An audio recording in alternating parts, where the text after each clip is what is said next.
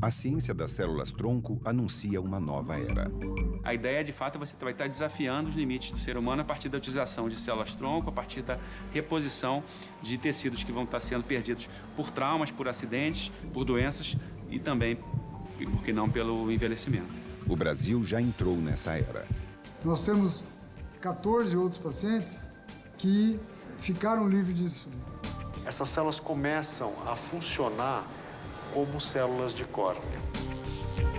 Eu vislumbrei nas células-tronco a possibilidade de ter um tratamento, de substituir um músculo que está defeituoso. E o futuro guarda surpresas ainda maiores. Eu acho que nós estamos vivendo um momento que talvez tenha uma semelhança, guarde alguma lembrança com o que foi o aparecimento dos antibióticos na primeira metade do século XX.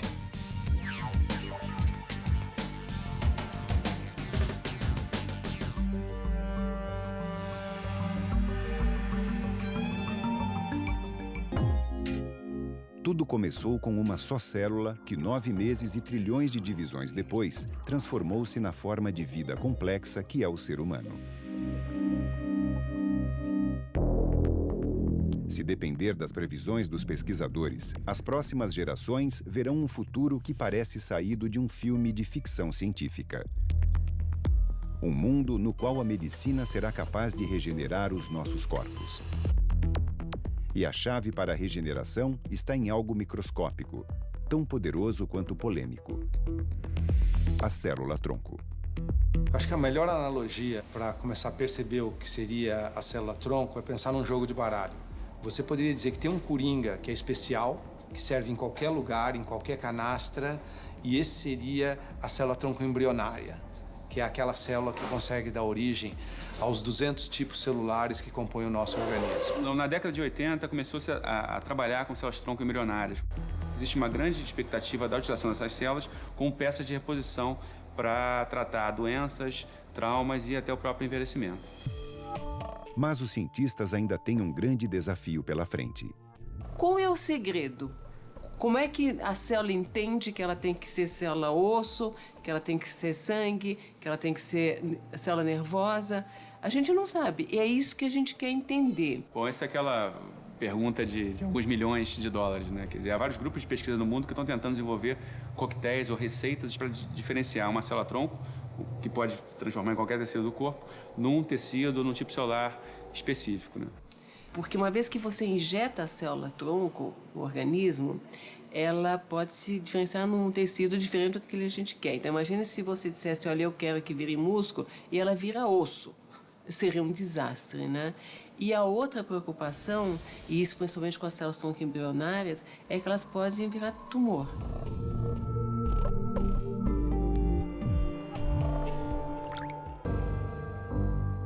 É por isso que milhares de pesquisadores em todo o mundo exploram uma outra possibilidade: as células-tronco adultas. Ao longo do desenvolvimento e também na idade adulta, há ainda células-tronco presentes em várias regiões do corpo. Então, por exemplo, dentro dos chamados ossos longos, há o que a gente chama de medula óssea. E na medula óssea, há células-tronco que vão ser capazes, por exemplo, de formar células do sangue. Enquanto as células embrionárias conseguem fazer todos os tecidos, as células-tronco adultas são muito mais limitadas. Elas conseguem fazer alguns tecidos, mas não todos.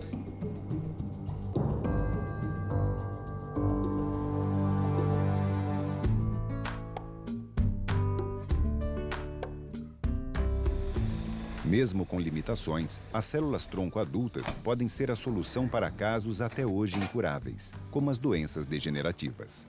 Assim que ele começou a andar, comecei a perceber, porque ele caía muito, tinha uma maneira diferente de andar. Eu era uma criança diferente, na frente das outras, né?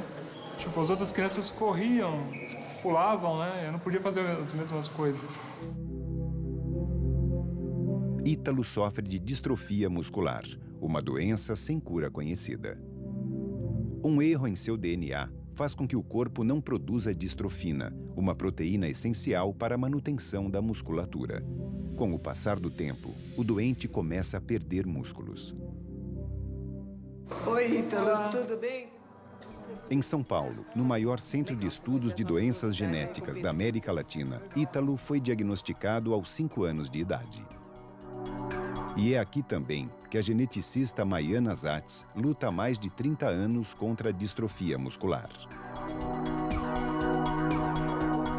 De repente, eu vislumbrei nas células-tronco a possibilidade de ter um tratamento, de substituir um músculo que está defeituoso, de substituir as células nervosas que estão se degenerando e tratar essas doenças. E nas doenças genéticas, se você tem um defeito genético nas células, não adianta você regenerar aquelas células porque elas continuam com defeito. Então, a gente precisa de fontes externas de células-tronco. Uma das mais avançadas no mundo, a equipe da doutora Maiana Zatz descobriu que a cura pode estar em uma das partes menos desejadas do nosso corpo, a gordura. A célula de gordura é uma célula que, primeiro, ela é muito boa porque a gente tem fácil acesso, né? As pessoas fazem lipo e vai para o lixo, mas o que nós estamos vendo é que, aparentemente, essas células têm mais potencial para formar músculo, né, quando você se exercita, né, que são células-tronco da gordura que viram músculo. Então, talvez elas já tenham essa memória de virar músculo. Aliás, tem, porque nós, quando a gente deixa espontaneamente em cultura, muitas vezes ela já se transforma em células musculares. No Centro de Estudos do Genoma Humano, a gordura é preparada para extrair as preciosas células-tronco. O material vai para pacientes muito especiais. Linhagens de camundongos com distrofia muscular são criadas para que os pesquisadores possam testar se a técnica é segura. E ao invés de serem injetadas diretamente no músculo, os pesquisadores enviam as células pela corrente sanguínea. A nossa expectativa é que as células, uma vez injetadas, elas saibam que elas têm que se dirigir ao músculo. Por que isso? Porque o músculo distrófico ele está degenerando.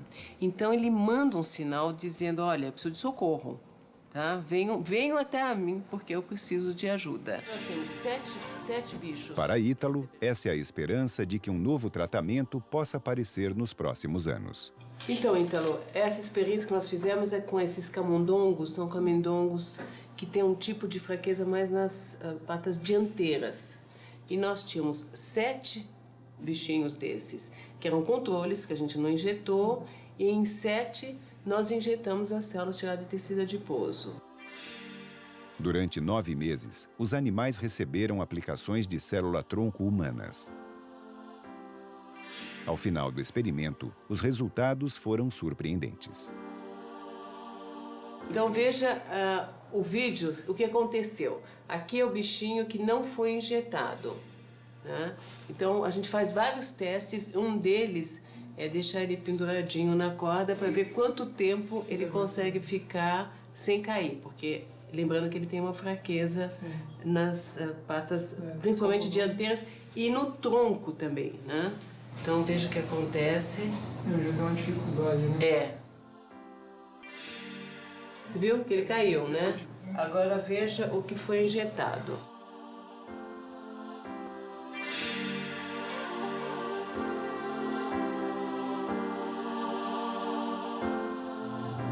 Esse já consegue se recuperar, né? Ele solta, mas ele...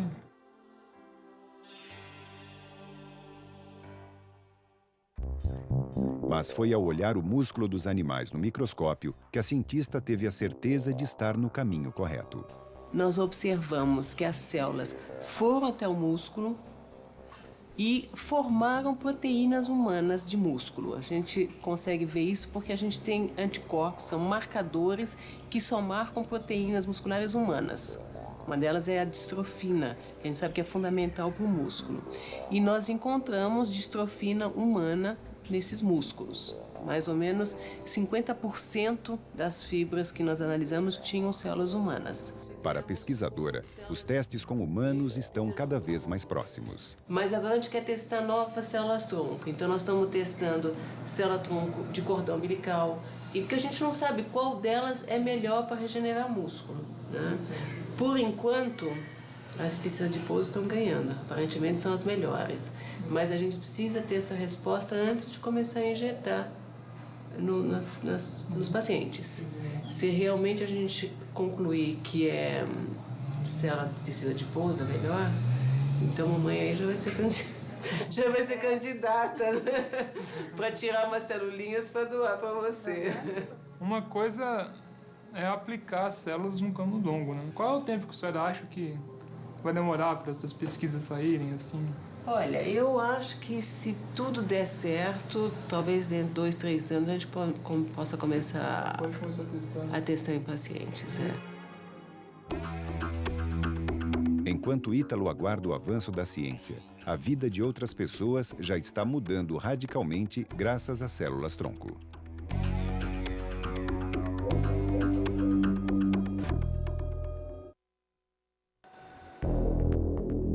No Instituto do Coração de São Paulo, o maior centro especializado em cardiologia da América Latina, a revolução das células-tronco já começou. Aqui, o pesquisador José Eduardo Krieger e o cirurgião Luiz Henrique Goldak uniram-se para mudar o destino de pacientes antes incuráveis. Já há alguns anos, quando a terapia celular começou a aparecer como uma possibilidade, como uma estratégia nova, inédita em cardiologia, nós nos dedicamos a estudar uma condição dentro da cardiologia muito em particular, que são os pacientes com obstruções crônicas das artérias do coração, para os quais o tratamento convencional habitualmente envolve a desobstrução da artéria através de um catéter, que se chama de angioplastia, e também, para alguns casos selecionados, a clássica convencional cirurgia de pontes e safena. Marco Antônio é um desses pacientes. Com 51 anos, ele já passou por 7 cirurgias para desobstruir seu coração. Até alguns anos, a opção era olhar para esse paciente e dizer: eu lamento, mas não há nada mais que a gente possa fazer para o senhor ou para a senhora, senão continuar a tomar os seus medicamentos. E a solução estava nas células-tronco do próprio paciente.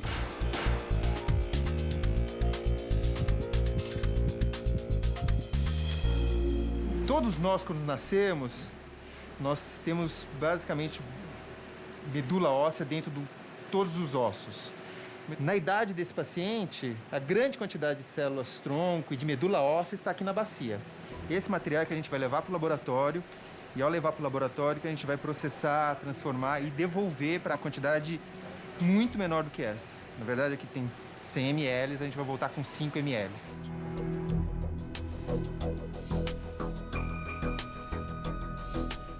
No laboratório, as células são separadas do resto do material.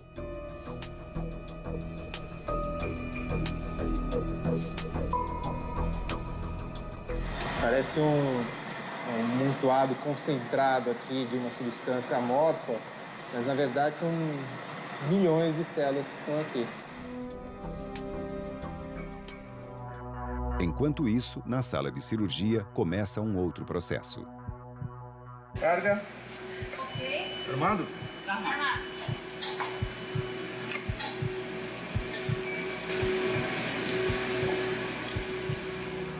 Nós propusemos a combinação da chamada revascularização transmiocárdica a laser à terapia celular. Essa técnica cirúrgica envolve a aplicação dos raios laser diretamente no músculo cardíaco, criando canais de comunicação entre o interior do ventrículo, do coração e o músculo cardíaco.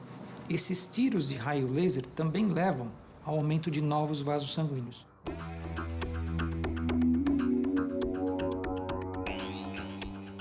Em seguida, as células-tronco são injetadas ao redor do canal aberto pelo laser. Os cientistas acreditam que elas podem acelerar a reconstrução de vasos. Nessa pesquisa, somente metade dos pacientes receberá as células. Os pacientes são separados aleatoriamente em 2 grupos. Eles recebem todos a revascularização pelo raio laser e, adicionalmente, metade desses pacientes receberá células-tronco. A outra metade receberá uma solução que não contém células-tronco, o que nós chamamos de uma solução controle, que nada mais é do que soro fisiológico.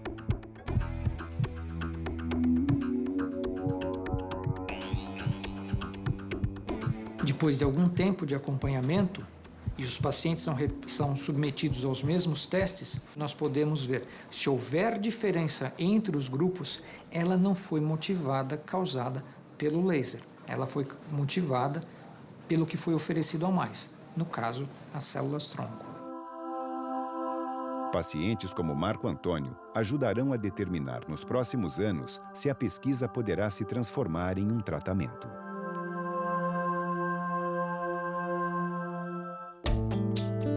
Três anos atrás, Leonid Tripak foi um dos pacientes a participar de uma fase anterior dessa pesquisa. Eu fiz 3 pontes safena, uma de mamária, né? Isso foi em 1996, né? Aí eu me senti melhor, mas depois foi piorando novamente. E a quantidade de remédio foi aumentando, né? E a insuficiência foi voltando também, né? Naquela fase, todos os pacientes receberam células-tronco. Prazer em vê-lo. Como vai o senhor? Estou indo bem, graças a Deus. Vida praticamente normal. E agora eu ando normalmente, trabalho, né? Desde que foi operado em 2007, Leonid tem sido monitorado pelos cientistas. O Sr. Leonid apresentava, no exame anterior ao procedimento, à cirurgia, um grande defeito nesta região. Então, o que se via? Havia um defeito na chegada do sangue. Isso era possível de se ver no exame pré-operatório. E o que se nota agora nesse exame é que existe a normalização, ou seja, o sangue chega de maneira igual a uma área que antes não chegava. São resultados iniciais que já mostram um caminho promissor. Então, naqueles primeiros pacientes, onde nós sabíamos que eles tinham recebido célula, houve uma melhora do índice isquêmico após o procedimento, até na região que recebeu célula. Então, isto é consistente com a ideia de que a célula teve um efeito. A nova fase da pesquisa será essencial para confirmar esses resultados com a célula-tronco.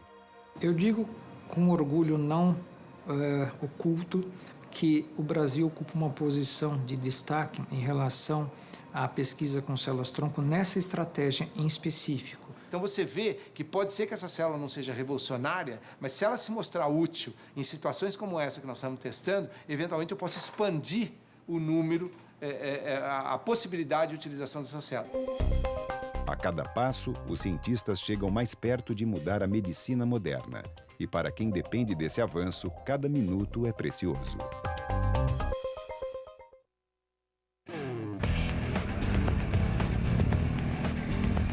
Milhares de pessoas no mundo convivem com situações dramáticas e irreversíveis. Em muitos casos, as células-tronco são a última esperança que resta. Aos 28 anos, o piloto de helicóptero Thales Nóbrega sofreu um acidente terrível. Eu acabei tendo uma fratura na coluna cervical, na altura torácica 12, que me deixou na cadeira de roda paraplégico. Logo que eu sofri o acidente, eu acabei assistindo uma reportagem sobre a China, sobre um novo tratamento com células-troncos embrionárias. Parecia ser a cura com que Thales sonhava. Com poucas regulamentações sobre a pesquisa científica, hoje a China é um dos únicos lugares no mundo onde se aplicam células-tronco embrionárias em seres humanos.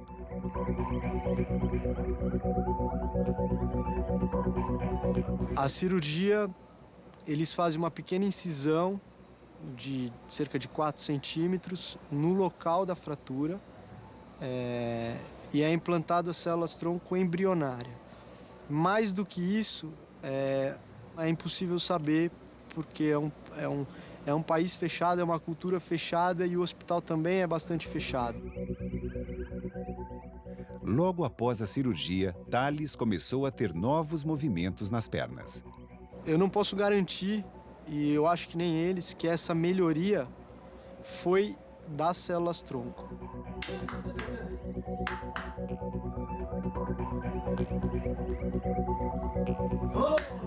Pode ser uma melhoria por tempo de lesão.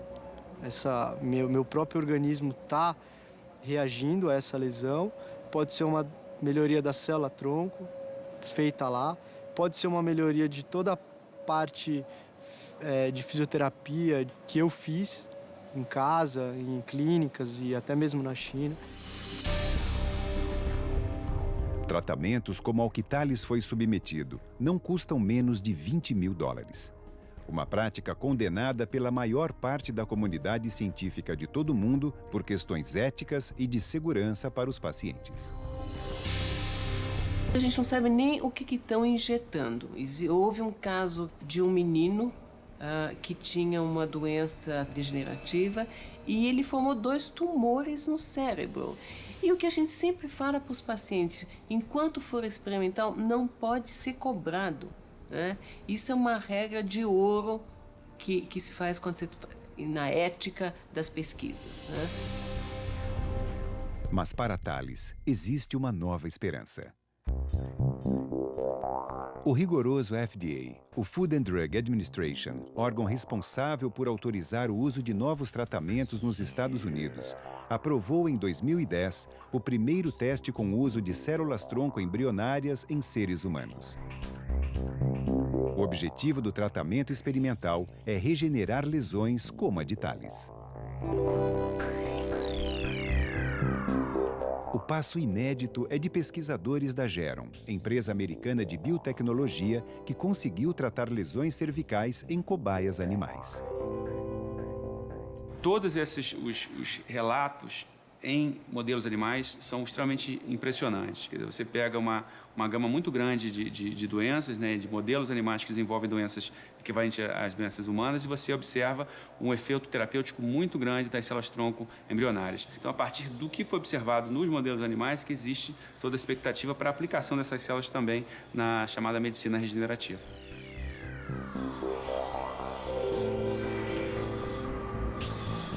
Se tiverem os resultados esperados, poderão marcar o início da era dos tratamentos com células-tronco embrionárias.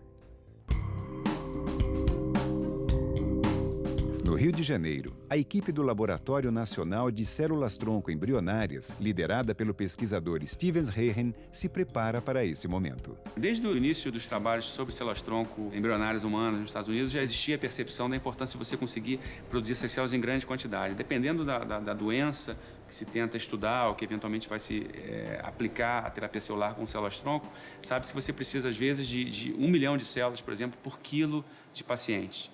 Então, a gente vai estar trabalhando aí, né, numa escala de bilhões de células, se a gente for pensar num teste clínico com dezenas de pacientes. Aqui, o pesquisador começou a montar uma fábrica dessas células.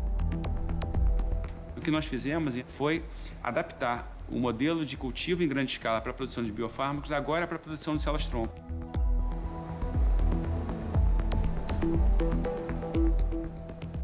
As células flutuam no meio de cultura em movimento presas a microesferas. É com esse processo vertical que os cientistas conseguiram aumentar drasticamente a escala de produção. Então, nossa ideia é conseguir que vários laboratórios consigam ter acesso a uma célula que tenha as mesmas características e depois também para uma aplicação terapêutica.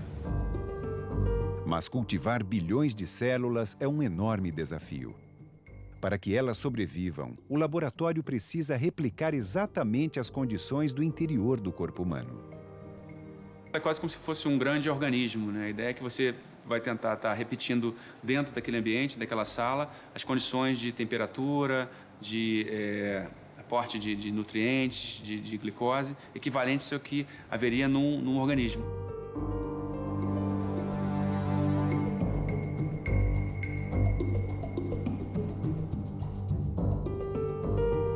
Além de todo o trabalho para manter as células vivas, os cientistas precisam testar o DNA para excluir mutações. A ideia é que as células-tronco embrionárias tenham 46 cromossomos cada uma. Então, a gente tem que olhar, tem que analisar de tempos em tempos para ver se aquela cultura, se aquelas células mantêm esse cariótipo, no caso de 46 cromossomos por célula.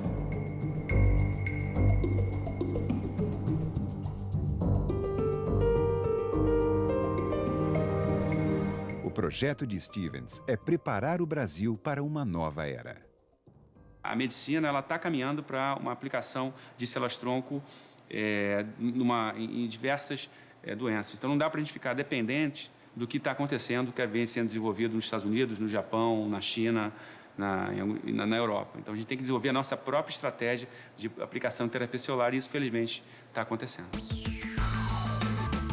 Centros de pesquisa no Brasil têm acompanhado o ritmo dessa nova era. E um dos resultados mais promissores aponta para a cura de casos de cegueira. Se regenerar músculos ou reverter uma lesão incapacitante ainda é uma realidade distante, na ciência dos olhos, testes com células-tronco já conseguiram reverter casos extremos de cegueira. Quando eu fui para a escola, eu só sentava bem na frente e ainda mesmo assim eu não conseguia ver. Eu enxergava pouco, só de perto. E enxergava embaçado. Depois dos 5 anos, foi passando os anos, foi piorando. Quando eu saía para os médicos, eu saía com os meus pais e eu não saía de casa, eu ficava dentro de casa. Marcicleide sofre de uma doença autoimune que fez com que seu corpo atacasse as células-tronco responsáveis pela manutenção natural da transparência de sua córnea. A gente compara a superfície da córnea e a função de célula-tronco com um canteiro de flores. A semente seria a célula-tronco, que vai estar sempre caindo, formando outra flor, vai estar sempre renovando, regenerando essas flores. Existem doenças que destroem essa área nobre da superfície do olho. E aí, essas células-tronco morrendo, você não tem essa regeneração e as células vizinhas que não são transparentes, elas cobrem a córnea e a pessoa perde a visão. Mas a ciência alcançou Marcicleide. Vamos lá, a primeira coluna, a primeira linha. O E para cima. E do lado? O E para o lado direito. Segunda linha. O E para o lado direito, para cima, para o lado esquerdo. Em 2009, os pesquisadores do Instituto da Visão da Universidade Federal de São Paulo desenvolveram uma técnica pioneira para recuperar a visão. E Marcicleide foi uma das primeiras pacientes a testá-la.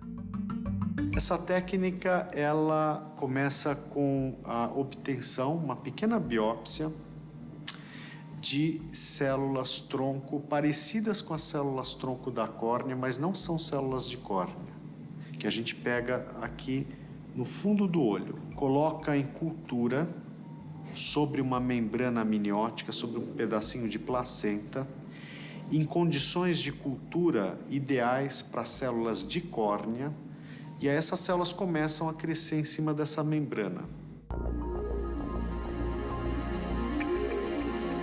Uma nova cirurgia substitui então as células mortas pelas novas células.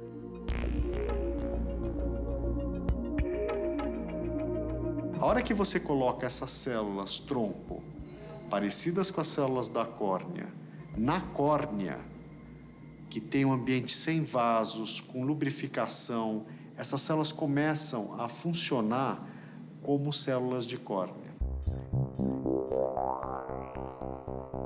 O resultado da Marcicleide foi muito bom, né? Quer dizer, ela recuperou a transparência da córnea e quase 50% da visão. Ela está com uma visão muito boa para o problema que ela tem. O próximo passo dos pesquisadores será ainda mais ousado. Seria uma situação, vamos dizer assim, parecida com a da Marcicleide, mas em pacientes que não têm nem essas células vizinhas da córnea que a gente utilizou da Marcicleide. Então, pacientes que têm uma lesão não só da córnea, mas também da conjuntiva, dessa parte que cobre o branco do olho.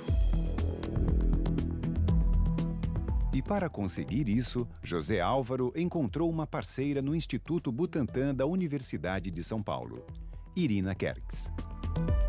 A pesquisadora russa, radicada no Brasil, descobriu uma alternativa nos dentes de leite das crianças. Pois dentro da polpa desses dentes existem milhões de células-tronco. Então, nós mostramos que a célula de polpa de dente e a célula límbica, ela é praticamente a mesma coisa, tá? Que ela é muito parecida com a célula tronco límbica do olho. É aquela célula tronco que normalmente se encontra no olho para reconstruir, tá?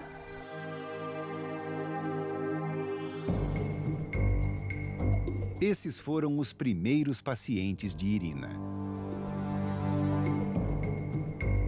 Coelhos com lesões graves na córnea. E a gente colocou uma camada das células humanas no olho do coelho. Nos meses seguintes, os pesquisadores viram algo incrível acontecer. Tá bem. Os olhos dos coelhos se regeneraram com uma velocidade impressionante. Nós vimos uma reconstrução, uma regeneração da córnea extremamente interessante, sem rejeição, porque são células muito imaturas, também não induzem rejeição. Tanto que a gente transplantou célula humana em coelho e não teve rejeição. A equipe do Brasil será a primeira no mundo a testar essa técnica em seres humanos. O tratamento experimental foi aprovado pela CONEP, Comissão Nacional de Ética em Pesquisa. Então, nós vamos começar a fazer esse procedimento em casos de problemas bilaterais em pacientes que não têm as células da conjuntiva para a gente utilizar.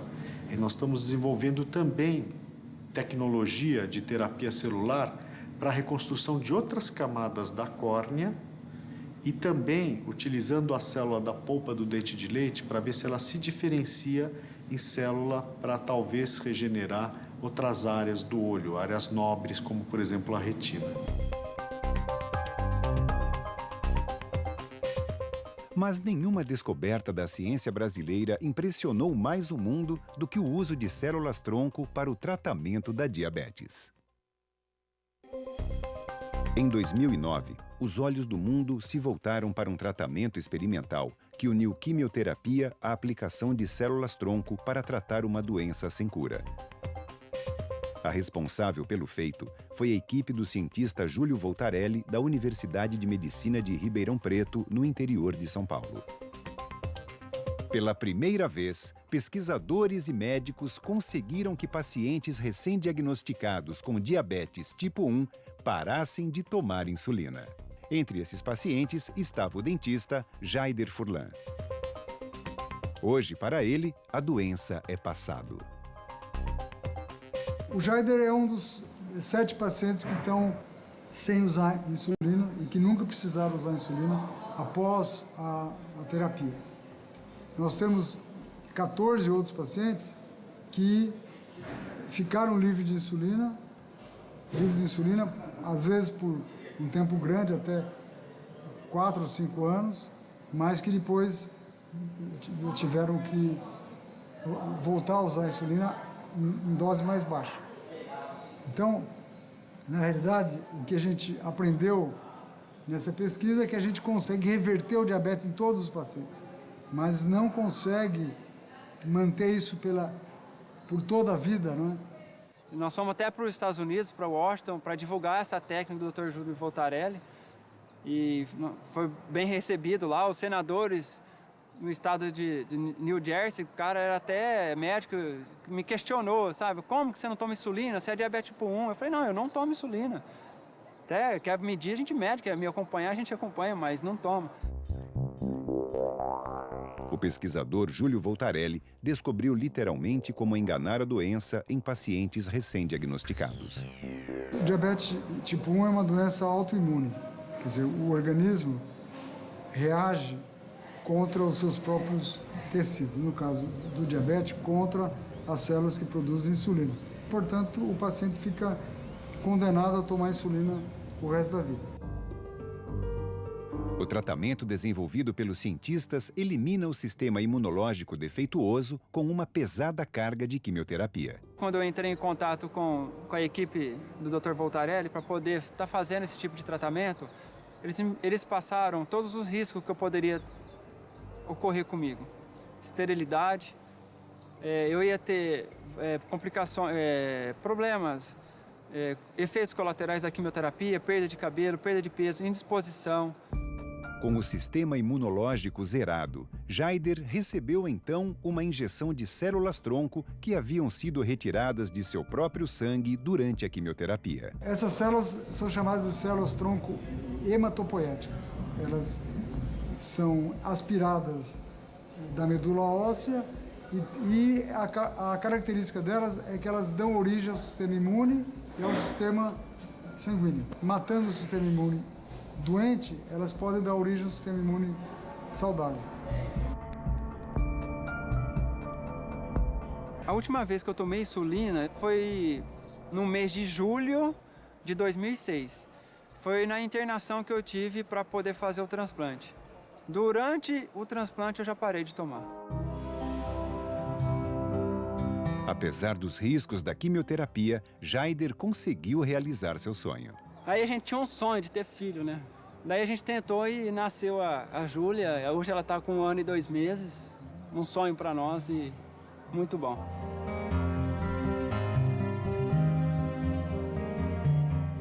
Apesar do resultado ter sido muito bom, não é o tratamento ideal. Nós queremos um tratamento que seja mais light e que mantenha a resposta por mais tempo. Por isso que nós optamos por uma outra forma de tratamento, usando um outro tipo de célula que é chamada célula-tronco mesenquimal. O pesquisador quer eliminar a etapa mais agressiva do processo, a quimioterapia.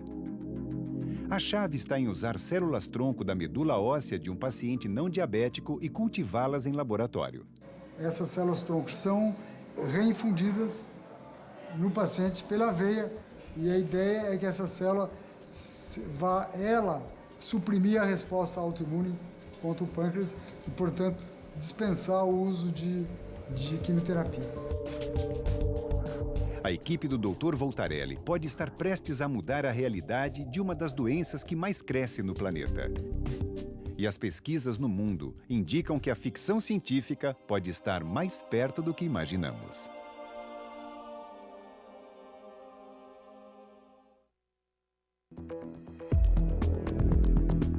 Curar o diabetes, a cegueira,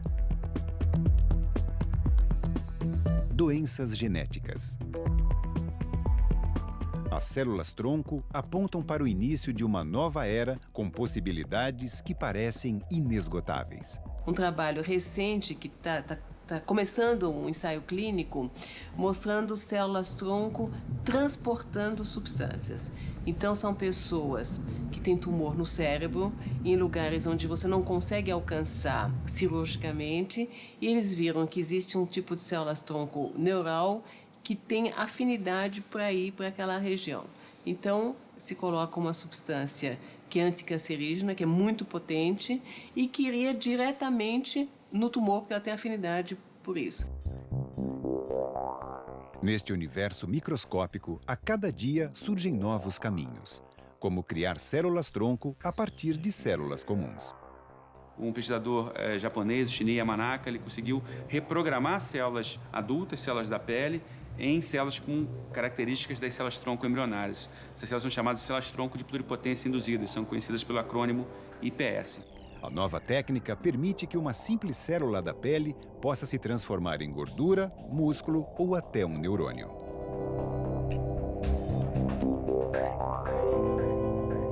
Mas para que as células pluripotentes sejam usadas em tratamentos, ainda existe um grande obstáculo.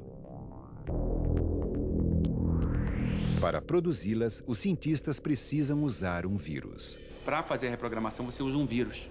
E esse vírus ele se insere no genoma, no material genético daquela célula, em locais que não são previsíveis.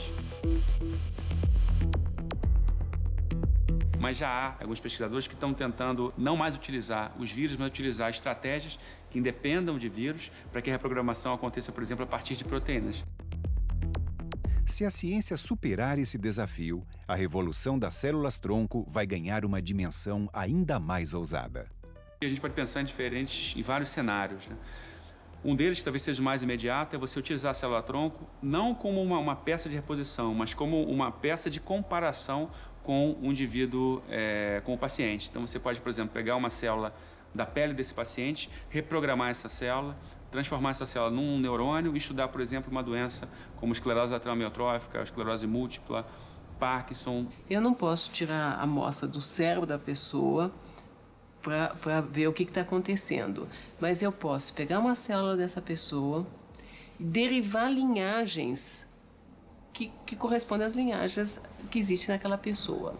E aí sim eu posso estudar melhor o que o gene está fazendo de errado, como corrigir, e estratégias tanto de terapia gênica como drogas, né? Tentar agentes farmacológicos, né? E você vai estar, na verdade, tirando a informação de um paciente e levando para um outro contexto, que é o contexto do interior do corpo daquele paciente. Você tira da pele e transforma, por exemplo, num coração. Cientistas em todo o mundo já visualizam o dia em que filas de transplante serão uma cena do passado. Então, eu imagino, por exemplo, que no futuro, quando você precisar de um transplante de coração, o que você vai fazer? Tira o teu coração, mantém só o arcabouço, né? Põe um artificial por um tempinho, e aí você vai poder regenerar todos os tecidos do teu coração e reimplantar um coração praticamente novo, que nem um pneu recalchutado, né? E eu acho que a gente vai poder fazer isso com vários órgãos. Equipes nos Estados Unidos e na Europa já conseguem os primeiros resultados. A partir de células de origem animal, eles estão construindo em laboratório órgãos inteiros como um pulmão ou coração.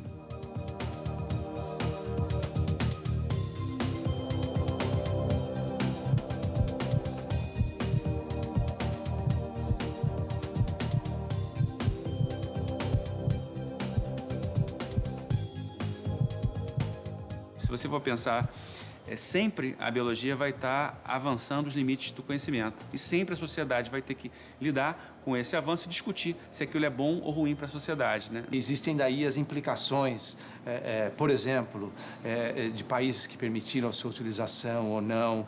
E esse é um problema que começa a envolver não só aspectos religiosos, mas também culturais. Eu acho que nós estamos vivendo um momento que talvez tenha uma semelhança, guarde alguma lembrança com o que foi o aparecimento dos antibióticos na primeira metade do século XX. Talvez, daqui a alguns anos, a morte seja equivalente, por exemplo, a uma doença.